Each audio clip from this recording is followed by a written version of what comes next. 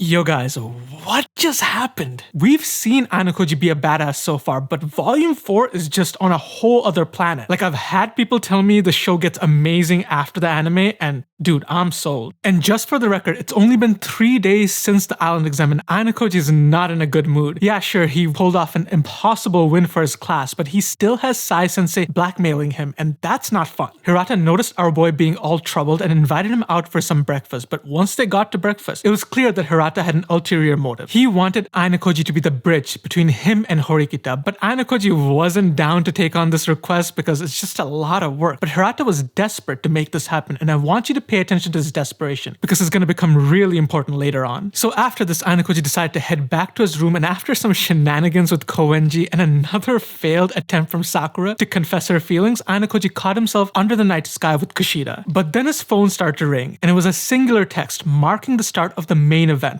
the Zodiac exam. And just for reference, take into account all the exams they've had so far, the midterms, the island exam, none of them come close to the scale of the Zodiac exam. The text told Ayanokoji to show up to room 204, and once he did, he was joined with 3 other classmates, Yukimura, the professor, and Kate. But there was also another figure there, the homeroom teacher for class A, Mashima sensei, and this guy meant business. So once everybody sat down, he started explaining the rules. And I need you guys to pay close attention here because if you don't understand the rules of this test, you're not going to understand what happens in this volume. For this exam, all the first year students are going to be divided up into 12 different groups based on the animals of the Chinese zodiac. Now don't worry about the animals just yet. All I need you to know is every single group is going to have a mix of students from every single class. Let's take Ayanokoji's group, for example, the rabbit group. Notice that there's a mix of students all the way from class A to class D. Now here's the key to winning this entire thing. Within every single group, one student will be assigned the role of VIP without the knowledge of anybody else. And your goal is to find who that VIP is. And if you are the VIP, your goal is to hide your identity. So how do you navigate this test? Well, you'll have 4 days. The test starts tomorrow at 8 a.m.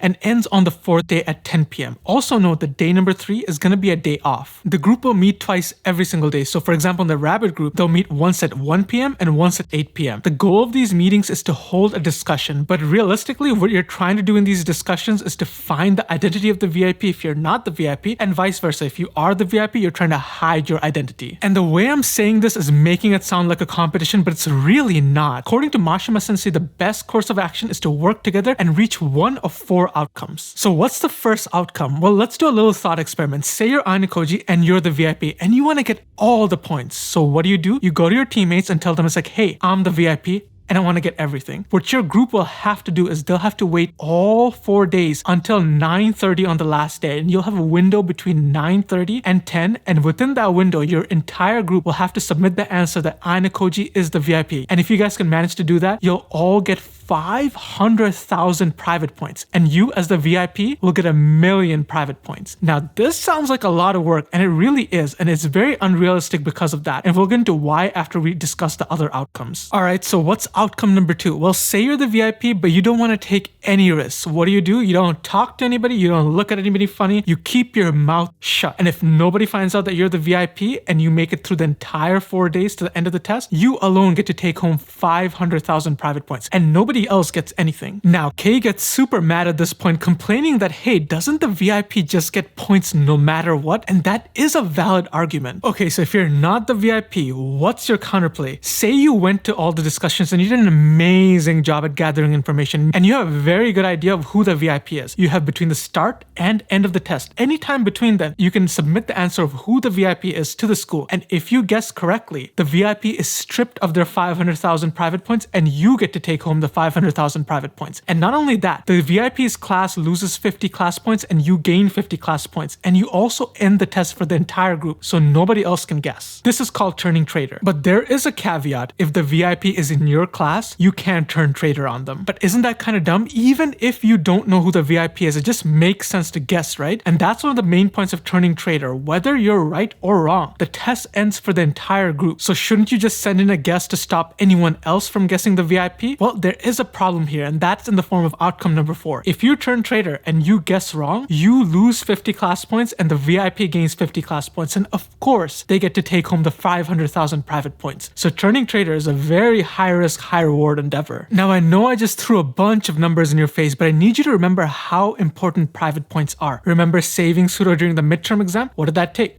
Private points. Do you remember what's needed to transfer from Class D all the way to Class A? Private points. And not to mention, living your day-to-day also takes private points. It's a very important component of the school. And since this exam has so many points on the line, they put in some extra rules to keep things fair. For example, you can't guess the VIP of another group. If you're in the rabbit group, you can't guess the VIP of the dragon group, and vice versa. Also, you can't swap VIPs. It's not like the island exam. If you're the VIP in this test, you are the VIP in this test. You also can't fake any emails or communications from the school. This keeps people from fooling their teammates into thinking they're the VIP and bamboozling everybody. Also, you can't intimidate or threaten somebody to give you the answer. Pretty sure this one's in place for Ryuen, but yeah, it's there. Honestly, this exam is like Among Us with extra steps. Right off the bat, Ayanokoji knew that option number 1 was never gonna happen. The only thing these kids love more than gaining points is to make sure their opponents don't get any points. Given this, most teams would likely go for outcome number 2. Yukimura tried to discuss strategy with the group, but Kei was just like, nah, I'm out. And with that, the group kinda just fell apart. Since there's nothing else to do here, Ayanokoji just headed back to his room where he ran into Hirata, and apparently Hirata was in Horikita's group, so he tagged along with them just to see what was up. And when he arrived at the room, he saw Katsuragi and Horikita having a confrontation right in front of the door. Turns out Class D was hella popular now since they just won the island exam. And soon they were joined by Kanzaki, Kushida, Ryuen. Dude, what the hell? This team is stacked. There wasn't really anything else to do here, so Ayanokoji just called it a day, but early next morning, before any of the meetings, he met up with Horikita to go over all the information they had gathered. Turns out all the students had gotten the exact same rules for the test. Horikita revealed who was in the dragon group, and by all accounts an all-star lineup. But do you notice something weird?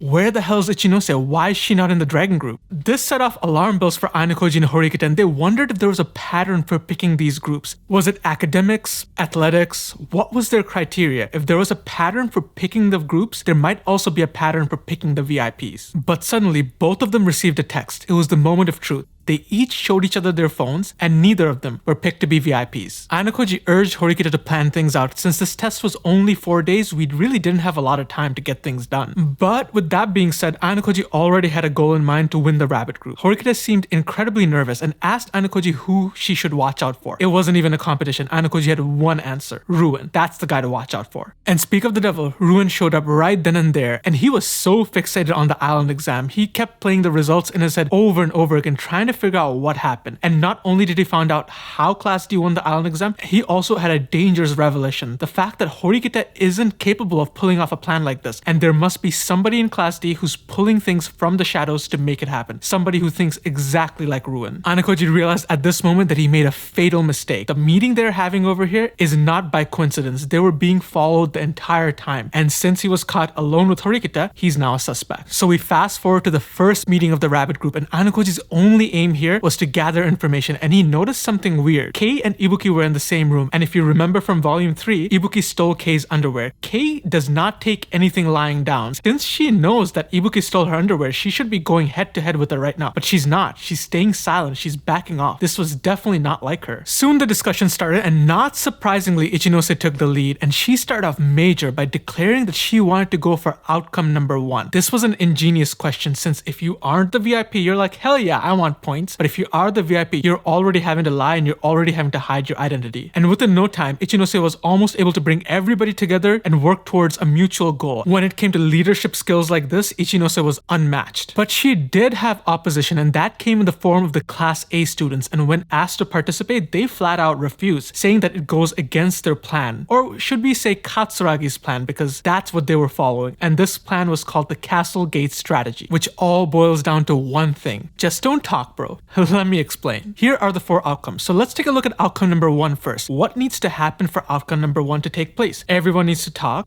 Everyone needs to discuss. The VIP needs to reveal their identity, and they all have to work together. But if you don't talk, it ain't gonna happen. Same thing with outcome number 3. If you want to find the VIP, you will need to hold a discussion. If you don't hold a discussion, there are no clues. Therefore, the traitor can't find the identity of the VIP. And it goes without saying that also takes out outcome number 4, because no one wants to just YOLO guess this thing. So if you don't talk, this eliminates 1, 3, and 4, leaving only outcome number 2. Katsuragi's plan is to stifle all discussion, so none of the VIPs from Class A gets found out. And by extension, this will bleed over to all the other classes. His goal is to actually force every class to reach outcome number 2. But Hamaguchi, a dude from class B, was like, isn't this plan really dangerous if one of the classes have a lot of the VIPs and the other ones don't? But Machida, the leader of the class A boys in this group, was like, look, the school went to great lengths to make sure that this test was fair. They even put in extra rules to make sure we play fairly. And by extension of that, wouldn't it make sense for them to fairly give every single class an equal amount of VIPs? And by this point, Machida was starting to win over a lot of the students because you really didn't have to do anything for this plan to work, and students on vacation loved that. And yeah, Ayanokoji pretended to be on board to quote-unquote act normal, but he knew Ichinose wasn't gonna stand for this, and yep, she torpedoed the entire thing. She was like, yeah, if you're class A, you want things to stay the same since you're on top, but what about class C? What about class D? What about class B? Nobody knows how many special tests you're gonna get like that. Nobody knows how many opportunities you're gonna get to change class positions. And if you sit out every single exam that comes your way using this kind of strategy, class A is never gonna be overtaken. So for class A, this strategy is great, but for the other classes, they should definitely not accept it. And checkmate. Other than the class A boys, Ichinose now had everybody else on the room on her side. In the middle of all of this, a girl from class C named Manabe approached Kei, bringing up the story about how Kei might be bullying one of her friends, Rika, and Kei obviously denied this, but Manabe kept pestering her until she finally proposed taking a picture of Kei to make sure that she isn't the girl bullying her friend. And once she went to take that picture, Kei knocked the phone out of her hand. And obviously Manabe did not like this, and she teamed up with the other class C girls to bully Kei. Now here's where things get really strange, and Ayanokoji noticed this. Kei usually would not back down from something like this. She would put up a fight, but she instead fled to Machida for protection, and obviously Machida said yes because, have you looked at Kei? Yeah, I'm simping all night, boys. But Ayanokoji wondered,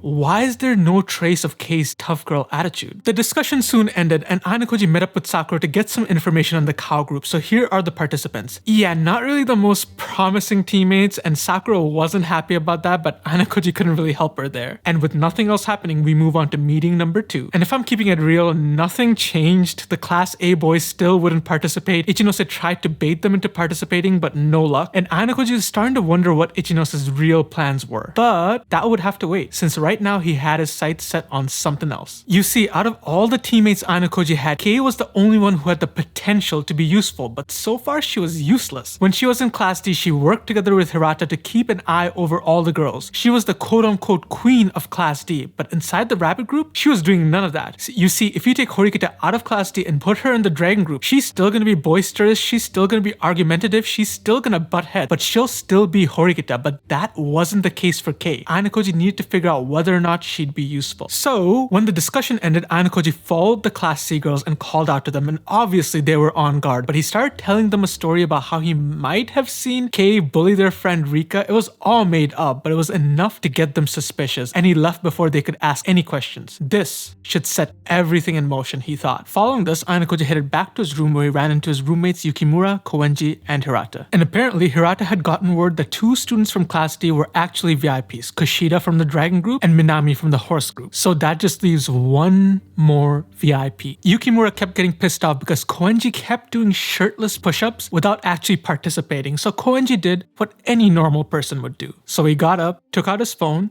turned traitor on the monkey group, and called it a day. This was hilarious, dude. Everybody was freaking out. Hirata kept getting messages about what the hell's going on. Now, whether or not Koenji answered right or wrong, we have no idea, but Ayanokoji did have faith in him. Ayanokoji took this moment to step out for a bit. He was starting to see his limitations. Sure, he could win the rabbit group, but in the grand scheme of things, that meant nothing. Maybe if he had Hirata and Kei's cooperation, he could pull something off from the shadows, but there wasn't enough time for that. He needed eyes and ears everywhere, and he'd do whatever needed to get them. To collect his thoughts, Ayanokoji wandered off to find a drink, but he ran into Kushida, and we have this like really sweet moment where they talk for a bit, but out of nowhere, Kushida just hugs Ayanokoji, says absolutely nothing, and walks away. Not really sure what this is about, but I'm thinking this might have to do with something later on. And that's not all for the night. After a bit more exploration, he saw the homeroom teacher Sai-sensei, Chie-sensei, and Mashima-sensei hanging out in a lounge and having drinks. So naturally, he decided to spy on them. And he got some valuable information. The fact that Ichinose was originally supposed to be in the dragon group, but Chie-sensei put her in the rabbit group in order to spy on Ayanokoji. Well, that was it for the first day, so now we move on to day 2. And you know Horikita's mad because Koenji just finessed the entire class. Ayanokoji asked Horikita if she had any information on Kei, and she doesn't because in her words, Kei is useless. Ayanokoji, however, did not share that sentiment, and mid-conversation, Ryuen shows up again. Ryuen started teasing them by saying that he had already understood the underlying mechanics for this exam, and if that's true, this is so bad for Ayanokoji. He also started boasting, saying that he already knew all the VIPs for Class C. Horikita called BS on this, saying that there's no way the Class C students would tell you who the VIP is. Ryuen's like, yeah, they probably wouldn't, but what if they couldn't lie? What the hell did that mean? Horikita asked. Ryuen said that what if I checked their phones after the exam to see who the VIP was? Horikita's like, okay, they wouldn't lie under those conditions, but that's illegal and you can get expelled. Ryuen's like, yeah, I could, but what if nobody turns me in? Ryuen so far had ruled Class C with an iron fist, so Ayanokoji was pretty sure he was telling the truth, and if that was the case, he had already won this exam. Here's why. Say you're Ayanokoji versus Ryuen, you already know the VIPs of 2 different groups, the horse group and the dragon group, but what about the third VIP? You have no idea, and if you were to go find that out, you'd have to search through 32 different students, while Ryuen on the other hand knew for a fact who the VIPs were, so he can just take those groups that have the Class C VIPs, analyze the patterns they use to pick those VIPs, apply that pattern to every single group, and reasonably figure out who the VIPs are for those groups as well. If all went according to plan, Ryuen probably already knew all the VIP. But Horikita shot back, saying that if you knew the VIPs, you would have already ended the test. And look at Koenji, he ended his exam. This wasn't fun for Ryuen anymore, so he just took his leave. Ayanokoji went back to his room where he ran into Yukimura, who really wanted to win this test, so much so that he disclosed to Ayanokoji the fact that he isn't the VIP, and apparently Yukimura had also asked Kei and the professor if they were the VIP, and both of them denied it. Well, time for the first meeting of the day, and Ayanokoji arrived a bit early and found himself alone in the room with Kei. Kei did put an effort to sit as far away from her boy as humanly possible, just a tiny bit insulting, but you know, it is what it is. Although at one point she did ask him whether or not he was the VIP. This kind of shocked him, but obviously he denied it, and Kei seems to have bought that answer. Given a bit of time, everybody showed up, including Ichinose, and Ayanokoji noticed Kei putting her seat right next to Machida almost as if they were glued. This was probably to ward off the Class C girls, and Ayanokoji was starting to understand Kei a little bit better. And if I'm keeping it real with you guys, nothing really changed with the discussion. Class A still wouldn't participate, but Ichinose did have a trump card up her sleeves. Playing cards. At first look, you're probably like, that's a dumb idea, but Ayanokoji noticed what Ichinose was trying to do with this. When the room was all tense, nobody really wanted to talk or discuss anything, but once they were playing cards and forgot all about the tense environment, they started to lighten up and their personalities were on full display. Obviously, Ayanokoji wouldn't fall for this, so he pretended to be a normal player, and that's what they did for the entire hour. They just played cards. Following the meeting, Ichinose told Ayanokoji that she was gonna go talk to Katsuragi about this whole castle gate strategy, and Ayanokoji decided to tag along because Horikita was there as well. And once they arrived, the man of the hour just walked out the door. Katsuragi was looking dignified as ever. Ichinose approached him, but it was pretty much a doomed error from the beginning. Katsuragi would never change his strategy. Oh well, Kushida invited them both inside the meeting room where they found Horikita, Kanzaki, and Ryuen still chatting. And once Ryuen saw Ichinose, he had a little proposition ready. He wanted to work together. He revealed to everybody that he knew Class C's VIPs and they should all join forces together to crush Class A. Horikita wasn't even willing to hear this out because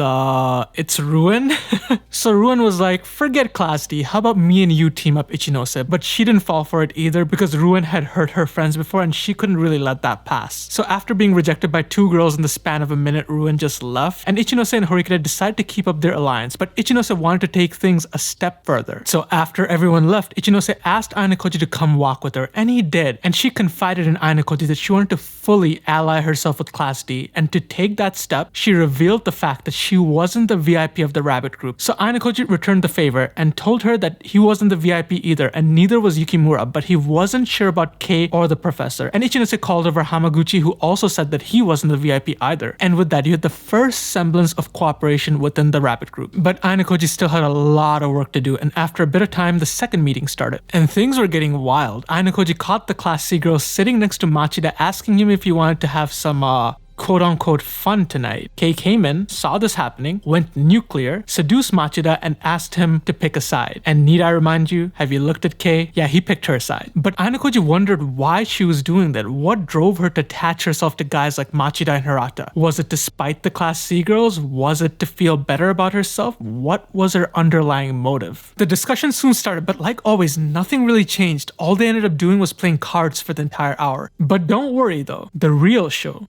was about to begin. So once the discussion ended, Ayanokoji noticed Kei and the Class C girls hang back. Neither of them left, and as soon as Kei left, the Class C girls started following her. Unfortunately, Yukimura also noticed this, so Ayanokoji and Yukimura followed all the girls together. But once they came to an emergency exit, the door slammed shut, and Ayanokoji could hear the Class C girls confront Kei on the other side of the door. Manabe and her friends were sure that Kei bullied their friend Rika, but Kei adamantly denied that fact. The Class C girls actively blocked every single escape path for Kei, and when she tried to run, they grabbed her and held her in place. The Class C girls agreed to solve the matter by just calling their friend Rika, but once they started dialing, Kei broke down, admitting the fact that she did bully Rika. Obviously, the Class C girls wanted an apology, but Kei refused, saying that was their friend's fault in the first place. And as you can guess, the Class C girls did not like that, and one of them hit Kei's shoulder. Kei was shaking at this point, and Yukimura was ready to burst through the door, but Ayanokoji told him to wait. His reasoning? If they wait long enough,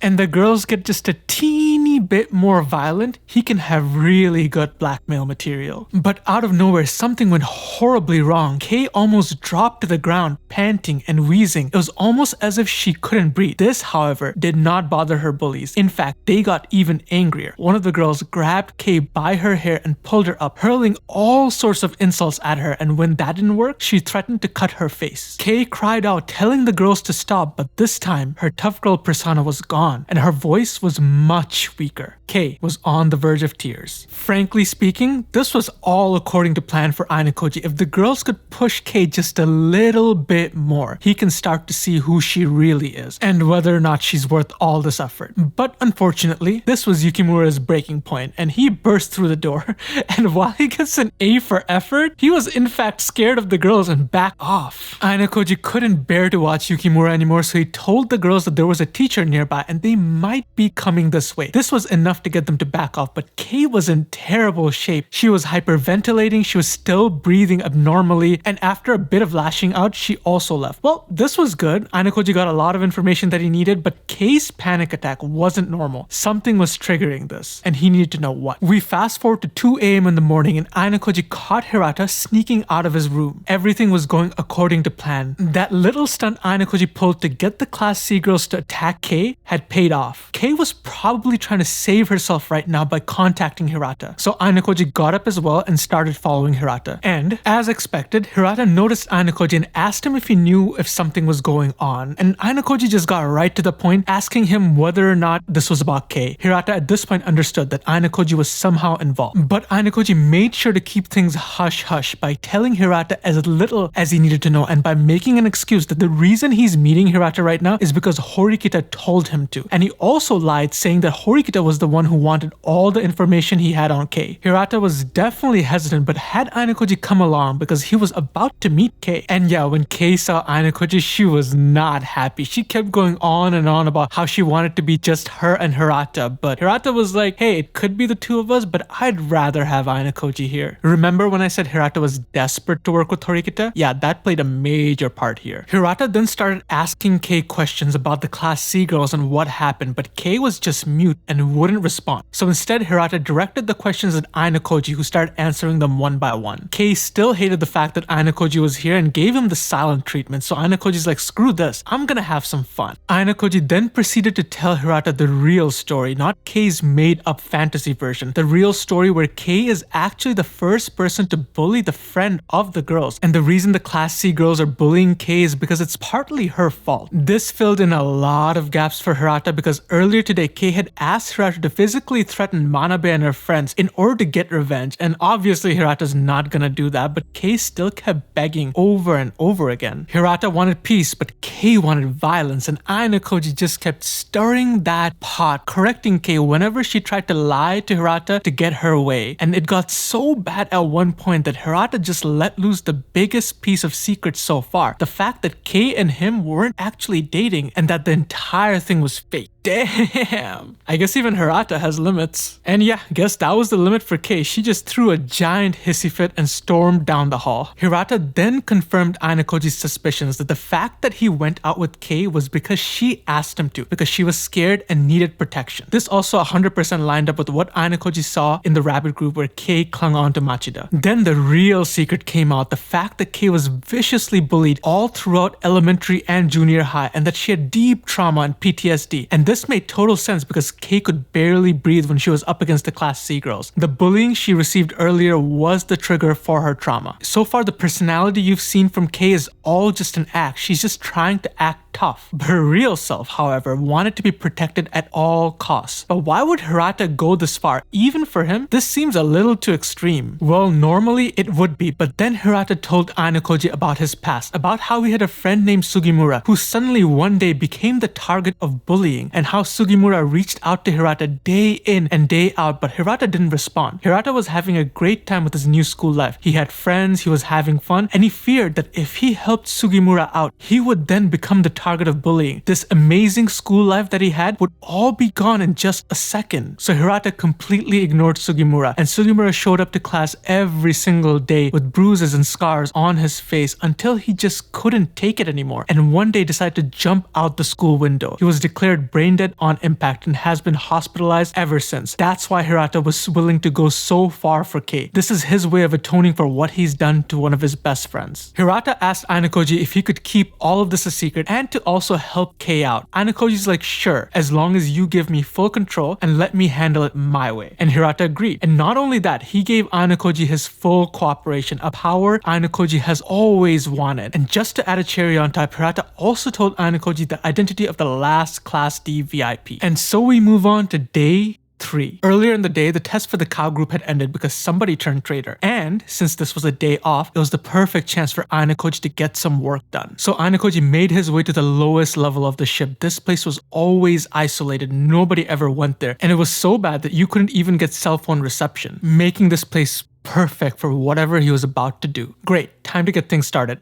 Ayanokoji reached out to Hirata and had him set a meeting with Kei at the lower levels, but of course, Hirata would not be showing up. Hirata even went above and beyond and got Ayanokoji the contact information for Manabe, the leader of the Class C girls. Yeah, Hirata was awesome. And as long as he didn't know what was about to go down here, everything would be fine. Alright, time for the next step. Ayanokoji got in contact with Manabe using a fake number, and he pretended to be a student from Class D who absolutely hated Kei, and he made a fake story after fake story about how much he despised Kei and wanted to join forces with the Manabe to get revenge on her. And slowly he was able to build that bond, gaining Manabe's trust. Ayanokoji made sure to hammer home the fact that Manabe could only get her revenge on this ship because the second they went back to school, there would be cameras everywhere. And once he got Manabe to listen, he proposed a plan. He would call Kei down to the lower levels, and then Manabe would enact her revenge then and there. After a bit of hesitation, Manabe was on board. All the pieces are in place, thought Ayanokoji. So at 4 p.m. on day number 3, Kei alone walked through the lower levels of the ship with no reception, trying to figure out what the hell's going on. And as soon as Kei saw someone emerge from the shadows, she got really excited, but it wasn't Hirata. It was Manabe and her friends, and the person she bullied before, Rika. Obviously at this point, Kei was trembling and asking what they were doing down here. The Class C girls made up some excuse about following her down there, and then Manabe asked Rika if Kei was the one who bullied her, and Rika was like, yeah, she's my bully. Manabe demanded for the last time that Kei apologized to Rika, but as always, Kei would not budge. Dude, how do you not learn at this point? Whatever. This was the last straw for Manabe and her friends, and they started taunting Kei about how she was bullied in the past and how she was so pathetic for still suffering from trauma. Obviously, Ayanokoji had provided them with all the details they needed. Kei could deny the fact, but the truth was written all over her face. Manabe told Kei that if she begged and got on her knees, there might be a tiny chance that they let her go. Yeah, that wasn't happening. Instinctively, Kei tried to run past Manabe, but like last time, Kei was caught, but it wasn't as mild as last time. Manabe took Kei by the hair and slammed her against the wall. Ayanokoji braced himself no matter how bad things got, no matter how much Kei cried, screamed, begged. He would not lift a finger to help her. He needed Kei to break here and now, and he was sure it would happen. Things started off light with them just pulling her hair, but soon it got progressively worse. Slaps turned into kicks. Manabe drove her knee into Kei's stomach. Even Rika, who was so shy and timid, joined in on the fun. The chance to get back at her bully was too much to give up. Kei was acting so high and mighty before. Ayanokoji was sure that the girls enjoyed every second of tormenting her. The best part about the lower levels is that there's only one door, so Ayanokoji could easily just watch out for anybody coming down. But this wasn't a fairy tale. Nobody would come save Kei. Well, now that his work was done, Ayanokoji crept out of the room and slowly closed the door behind him. They could go for as long as they wanted. It made no difference to him. The only thing he wanted was for Kei to be thoroughly destroyed at the end. And after a while, Ayanokoji made it back to the lower levels and he made sure to check whether or not Manabe and her friends were gone. And then he noticed Kei on the ground, cowering and crying. So this is the pathetic leader of the girls, Ayanokoji thought. Manabe and her friends executed this perfectly. There were no marks that you could see on Kei's body. Everything was hidden under her uniform. This was exactly how Ayanokoji told them to carry this out. Kei finally noticed Ayanokoji and composed herself, trying to look strong. Ayanokoji offered Kei a tissue and she happily took it. Ayanokoji knew that any form of kindness within this situation would slowly get Kei to rely on him. Well, it was time for Ayanokoji to earn his new tool, so he asked Kei what happened and she told him about Manabe. Ayanokoji could see the desperation in her eyes. She was desperate for nobody to know what happened down here, because if anybody found out that she was bullied, her place as the queen of Class D was gone. This desperation was exactly what Ayanokoji was looking for. So he began to show his hand, taunting her, saying that it's such a shame really. She tried so hard. She worked so hard to come all the way to the school to escape bullying. She put on such a strong face, rising through the ranks. For what?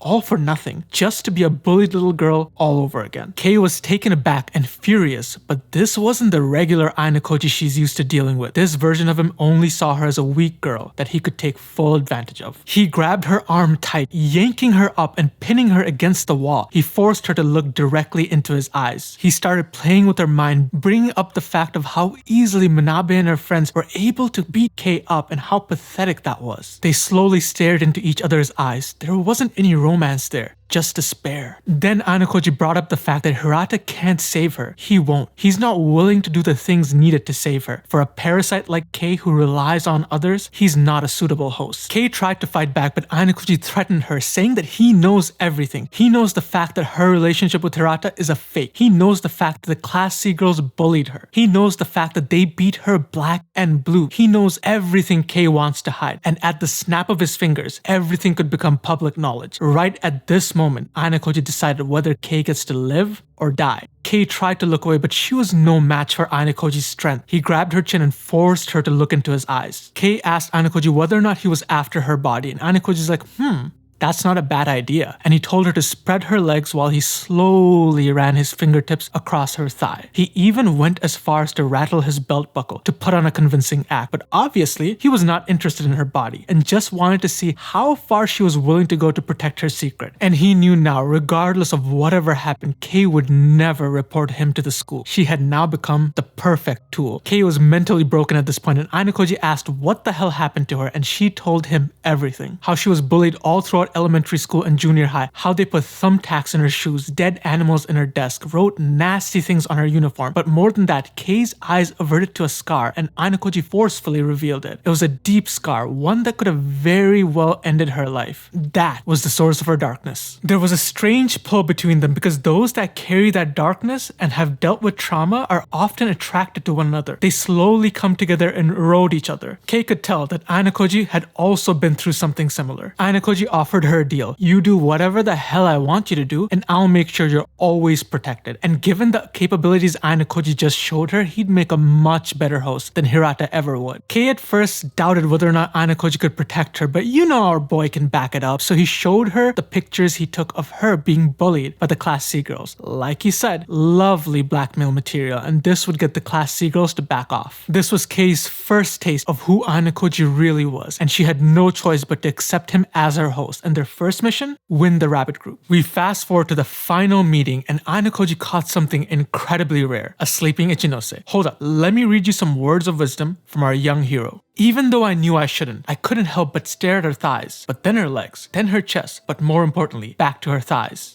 Amen. And that's not the only thing Horikoji noticed. He also noticed Ichinose's phone right beside her. And he wanted to peek really badly, but every time he got a little bit closer, it seemed like Ichinose was about to wake up, so finally he just gave up. Ichinose soon woke up and they chatted for a bit, but then she questioned him about trying to look at her phone. Yeah, she knew, but she didn't care. But Ayanokoji did notice something while he was trying to sneak in. The fact that Ichinose had an incredible amount of points, something far outpassing what any student could accumulate on their own. The discussion soon started and Manabe and her friends were keeping their distance from Kei. Turns out the blackmailing Ayanokoji did was actually working. And since this was the final meeting, Ayanokoji had his game plan ready. And it all relied on one thing, their phones. Remember in the beginning where we said that you couldn't forge emails, which is keeping people from just bamboozling their group mates into thinking that they're the VIP? Yeah, but there was a loophole. The fact that you could borrow someone else's phone who is the VIP and pretend that it's yours. See where I'm going with this? Well, you will in a second. The meeting took off as usual with Ichinose taking the lead, but at one point she gave up the stage to Hamaguchi from Class B. And Hamaguchi did something that really caught Ayanokoji off guard. It was obvious that it wasn't his idea and Ichinose was planning this from the background, but Hamaguchi pretty much said that, hey, if we want to reach outcome number 1, we should just all show each other our phones. If you aren't the VIP, you have nothing to lose, and it'll help narrow down the suspects until you do find the VIP. Ayanokoji was really surprised because this is the same plan that he had, and since he had this plan, he knew exactly what was coming next. He looked over at Ichinose and she was smiling, about to reach for her phone, so Ayanokoji beat her to the punch, pulling out his phone and saying that, hey, if Class B is on board, so am I. And he showed his phone to everyone and he wasn't the VIP. Now this started a chain reaction with everybody showing off their phones. Ibuki went next and she wasn't the VIP. The Class C girls went, Kei went, none of them were VIPs. While all of this is going on, Yukimura was acting incredibly suspect. Actually, when the professor went to reveal his phone, Yukimura stopped him saying that, do you really think this is a good idea? Obviously, everyone noticed this and this put Yukimura into the spotlight. Ayanokoji tried to play it off by saying that this is how Yukimura usually acts, but no one was buying it. And one by one, everybody who participated was proven not to be the VIP, except for Yukimura. And he finally cracked, agreeing to show everyone his phone, but before he was gonna do it, he made everyone promise that they wouldn't turn traitor if he did. Dude, how obvious can you get? And then Yukimura revealed his phone, and on his phone was an email that said Yukimura was the VIP. Kei and the professor looked genuinely shocked. They even checked Yukimura's phone to make sure everything is legit, and sure enough, all was in order. It even had a lengthy call and text history. But as we know, this is all according to plan. Ayanokoji had set this up from the very beginning, and Yukimura was definitely not the VIP. Ichinose asked the boys from Class A not to turn traitor, and Machida agreed, and Yukimura even put on a really big show and begging and pleading everyone not to turn traitor. But Ayanokoji knew this was all for nothing. Someone would betray them. Someone would turn traitor, and someone would take on the penalty for outcome number 4. However, just as everything was going according to plan, all you could hear through the room is the phone in Yukimura's hand vibrating, and this idiot dropped it and it fell face up. And who was the caller? It was Ichinose. But why would Ichinose be calling Yukimura? She wouldn't. She didn't call Yukimura. She called Ayanokoji. She just revealed to everyone that the phone was actually Ayanokoji's phone and that he is the VIP. And Ichinose seeing through Ayanokoji's plan had nothing to do with the phone. In fact, Yukimura did an awesome job. He even went as far as to show people that he knew the passcode of the phone and he was able to get inside. And obviously this almost fooled everybody. But remember how they were playing cards for every single session of the discussion? Yeah, Ichinose kept a close eye on Yukimura, and even though he fooled everybody else with his performance, she could see right through him and he was nervous as hell. And unfortunately for Class D, Ichinose had the same strategy, so she knew the ins and outs, including the fact that you could fake most things in a phone. You could fake the text history, you can fake the call history, but you can't change the number of your phone. The SIM card that your number is attached to is locked to your phone. So with one simple call, she was able to determine without a doubt that Yukimura was lying. And yeah, Yukimura was so sad and he blamed Ayanokoji for coming up with this stupid plan, and with that the discussion ended. Everybody agreed not to turn traitor, but we know that's not happening. After a bit, it was only Ichinose and Ayanokoji left in the room, and before Ayanokoji could leave, Ichinose stopped him saying that, hey, we haven't gotten the best part yet. You see, as good as Ayanokoji was at putting on a show, Ichinose is just as good. Yeah, under normal circumstances, you can never change the number of your phone, but there is an exception. If you use private points, to break that lock. That's why Ayanokoji wasn't worried for even a second. Ayanokoji was not the VIP and neither was Yukimura. What he did was set up a double layered trap, and here's how it goes. Alright, so the first layer of the trap was Yukimura holding on to the VIP's phone. Now, under normal circumstances, this wouldn't be that convincing because what kind of dummy just comes out and says that they're the VIP? The fact that there was a build-up where everybody showed each other their phones and there was like an entire process to Yukimura being dubbed the VIP, that's what sold the show. This was Ayanokoji's original plan. Even though Ichinose and Class B hijacked it, things still went according to plan for him. Now, if you're a regular person, this is good enough. You think right then and there that Yukimura must be the VIP. But if you're smart, you figure out that there's a second layer, and that second layer is calling the phone and figuring out that it's not Yukimura's phone. Now, once that happens, you are pretty much sold. Like, you're not thinking that there's a second layer trap. You're not thinking that there's a SIM swap because you are in a race against time. Everybody in the room now knows that Ayanokoji is the VIP after it was revealed. You're not spending the time thinking about what else could there be. You're thinking about how many points you can get. And this worked doubly so because Ayanokoji never told Yukimura that the phone wasn't Ayanokoji's. In fact, Ayanokoji approached Yukimura saying that he was the VIP. That means whenever the plan fell apart in front of Yukimura and Ayanokoji was revealed to be the VIP, Yukimura put on a really convincing act because he genuinely thought that they were found out. And what's more, even if you found out that Ayanokoji has swapped the SIMs, how the hell would you find out who the VIP is? You have no way of figuring that out because you look at the call history and the text history, it's Yukimura's. You look at the SIM, it's Ayanokoji's. You have no idea who that phone belongs to. And as an added advantage, the fact that Ayanokoji created pressure for somebody to turn traitor, that means somebody will likely turn traitor. That means Ryuen, who has a chance to guess the VIP, will not get that chance. Ayanokoji had just covered every single option with just one play. That's kinda hot. Ichinose then confirmed that Kei is the VIP, isn't she? Yep, Ayanokoji could not get anything past her. Ichinose also had a strong read on Kei, and before Kei used to completely ignore Ayanokoji's existence, but now she kept looking at him over and over again, which was really suspicious. Ichinose could have turned traitor then and there, but she didn't. She had no intention to. She genuinely wanted to ally herself with Class D, and within a few moments, both of them received a text. Someone had turned traitor on the Rabbit group. We fast forward to 5 minutes before the end of the exam, and Ayanokoji was joined by Kei, Hirata, Horikita, and Sudo at a cafe. Ayanokoji and his tools. They talked about the most important thing at hand, which is a string of texts everybody just received, signaling the end of the rooster, pig, horse, and rat group, all of them ending with the traitor within seconds of each other, which means they all came from one class, and it had to be Class C. And can you guess who showed up? No points for guessing right, it's your boy Ryuen. He was pretty much acting like he already won the entire thing, teasing the hell out of our crew, but Horikita wasn't about to give him the satisfaction and told him that, yeah, you don't know anything. But that was a mistake. Ryuen was on the money, and he was able to effortlessly tell them that the VIP for Group Dragon was Kushida. Yeah, Horikita was not having a good time. But apparently, Ryuen's target was not Class D. In fact, his sole target was Class A, and that becomes really evident when you see the results of the test. So let's go over them together. Okay, so the rat group. We don't know who was inside this group, but we do know that the VIP was from Class A, and they were guessed out correctly by Class C. Okay, so next is the cow group, and thanks to Sakura, we know exactly who's in here. And Yume Kobashi from Class B was the VIP, and Class C tried to guess her identity, but they failed. So overall win for Class B here. Tiger group. We don't know much about this group, but we do know the VIP is from Class C, and that person was never guessed out. Okay, this is probably the most surprising group of the bunch, the Dragon group. We know exactly who's in here, and they all cleared with the #1 outcome, meaning everybody got 500,000 points, except for Kushida, who got 1,000,000 points. And don't worry, we're gonna dive into how this took place in just a bit. Alright, Snake group. Not much info, all we know is that the VIP is from Class C and they were never found out. Horse group. This is one of the groups that had a Class D VIP, but unfortunately they were guessed out by Class C. Sheep group. Not much info here, but we do know the VIPs from Class C and they were never guessed. Hey, it's the Monkey group, and you know what that means? It's your boy Koenji, and he guessed right. He was able to find the VIP who was from Class B. What an absolute monster. The Rooster group. This was Yamauchi's group, but you know our boy ain't winning any prizes. The VIP was from Class A and they were guessed out by Class C. The Dog group. Not much info here, but the VIP was from Class B and they were never found. The Pig group. Again, not much info, but Class A did have the VIP and they were guessed out by Class C. Ryuen wasn't kidding. The Rooster, Pig, and Rat group all had VIPs from Class A, and each one of them were guessed out by Class C. This man single-handedly destroyed Class A in this competition. So, what's the deal? How did Ryuen manage to accurately find all the VIPs? Well, it's pretty simple when you understand the underlying patterns here. And this entire thing has to do with two different things: the last names of the students and the Japanese alphabet. Now, I'm not even gonna try to get into the Japanese alphabet part of this because I'm not Japanese and I don't understand any of it, but let's talk about the Rabbit group. Where is Rabbit on the Chinese zodiac? It's number 4, right? So let's take a look at the members of the Rabbit group and take them by their last names and rearrange them in the Japanese alphabetical order. You get Ayanokoji first, then you get Ichinose, then you get Ibuki, then you get Karuizawa K. Karuizawa K is number 4 in the group in alphabetical order. Rabbit is number 4 in the Chinese zodiac, therefore K is the VIP. Same logic applies to the Dragon group. If you rearrange them by the Japanese alphabet, you get Kushida as member number 5, and Dragon is 5th in the Chinese zodiac, therefore Kushida is the VIP. The same logic will apply to every single other group. So here are the overall results in terms of class points and private points. Now let's talk about the elephant in the room. A big proponent of this entire test was the Dragon group. In fact, all the private points class A got was solely from the Dragon group. So how was Ryuen able to pull this off? Well, let's go back to the conditions needed to meet outcome number 1. In the Dragon group, what would have to happen is everybody except for the students in class D would have to wait till last day 9:30 to 10 and hand in the answer that Kushida is the VIP. That means the students from class A, the students from class B, and the students from class C. Now, class A and class B already don't trust Ryuen, especially Katsuragi. He absolutely does not trust Ryuen. Remember in the island exam where he wouldn't take Ryuen's word for it that Horikita was the leader? Ryuen actually had to bring the legitimate key card that Horikita had as proof. So the only way Ryuen would be able to convince both class B and class A that this was legit was by showing them definite proof. Ayanokoji explained all of this to Hirata, Kei, and Horikita and Sudo, but he left out one important detail. The fact that he knows that if this were to go down, there had to be a spy inside class D. And with that, we'll be starting the second semester of year 1. So the first question you probably have right now is, did Ayanokoji actually lose? And if we're looking at just the results of the exam and the point differences, it's no competition. Ryuen won this exam by a landslide. Nobody's gonna deny that. But I really want you to pay attention to a phrase. Sometimes in order to win the war, you need to lose the battle. Ayanokoji knew from the outset that this is unwinnable. This entire test came down to gathering information and having control over your class. Ayanokoji has neither of them. So what he did, instead of trying to win a test that he was probably not going to win in the first place, he spent the time to get power over class D. And he did this so well by gaining the cooperation of both Hirata and Kei. With this, moving forward, Ayanokoji can now control the entirety of class D. And let's not forget, Ayanokoji's objective here is not to get to class A. All he has to do is keep Sai Sensei happy so he doesn't get expelled. And he can do that with Hirata and Kei moving forward. He's just biding his time until he has enough information on Sai Sensei to get her out of the picture. And guys, there is no way I'm ending this video without talking about the Kei scene. And the shock of it aside, why did Ayanokoji go to such lengths to get Kei onto his side? If we're being frank here, by far from volume 1 to 3, this was the biggest risk Ayanokoji has taken thus far. Sure, he has insurance that Kei is not going to turn him in, but it's not a definite. So why did he go so far? Well, it's because he needs her, and it's non-negotiable. So far, Ayanokoji has been using Horikita to operate from the shadows, but Horikita really isn't a good candidate for that. What are Horikita's strengths? She's smart, she's athletic. What are Ayanokoji's strengths? He's smart, he's athletic, but he can pretty much do what Horikita can do, but better. But Horikita is also very stubborn and will not listen to him on everything. But with Kei and the situation he set out, Kei will listen to whatever Ayanokoji says. But Kei also has social pull, and she's great at navigating social situations. And the biggest part of why Ayanokoji scouted her out as somebody who's the most useful to him is because of her willpower. And Ayanokoji noticed this, especially when he threatened her, but she was still able to fight back even a bit. And for Ayanokoji, that's monumental. What he needs in someone that he can use is someone who's never going to break. And Kei is the closest thing to that he has. Ayanokoji 100% took a massive risk here, but it was a calculated risk. And with that, guys, thank you for watching the video. Like and subscribe if you want more of this content. And next time we're doing chapter 4.5. And I don't think I need to tell you guys, 4.5 is where some of the best stuff happens. It's some of the juiciest content. So if you want that, make sure to stay tuned, and I'll see you guys there.